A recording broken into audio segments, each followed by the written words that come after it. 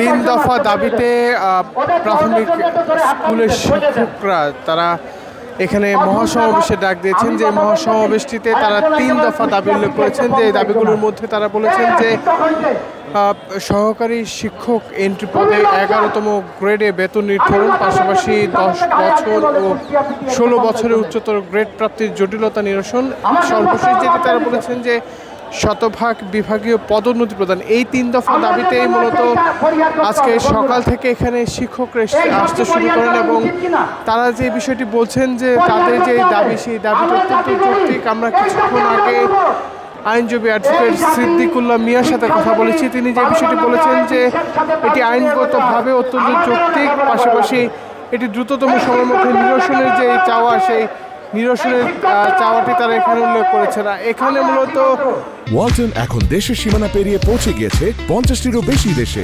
ওয়ালটন, ঘরে ঘরে বিশ্বজুড়ে। বিভিন্ন জায়গা থেকে কিছুক্ষণ আগে একজন বক্তা তিনি বক্তৃতায় বলছিলেন যে সাভার উপজেলা থেকে, পাশাপাশি ঢাকার আশপাশের জেলা থেকে যে শিক্ষকদের আগমন, সেই আগমনটি অনেকটা বৃহৎ হতে শুরু করেছে। কিছুক্ষণ আগে আমরা লক্ষ্য করেছি যে মিছিল নিয়ে তারা এখানে এসে উপস্থিত হওয়ার যে চিত্র, সেই উপস্থিত হওয়ার দৃশ্যপটটি আমরা লক্ষ্য করেছি। মূলত অনেকটা বোঝা যায় যে অনেকটাই মহাসমাবেশটি বড় আকার ধারণ করেছে। তারা বলছেন যে তাদের দাবি আদায় না হওয়া পর্যন্ত তাদের যে অবস্থান, সেই অবস্থানটি তারা এখানে ধরে রাখবেন।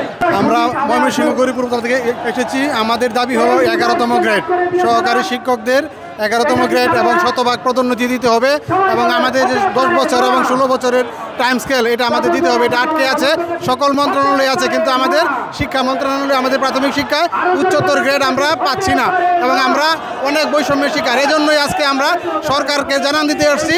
এটা কোনো আন্দোলন নয়, আমরা জানাতে আসছি যে আমরা বৈষম্যের শিকার। এই বৈষম্যগুলো আমাদের দূর করা দরকার।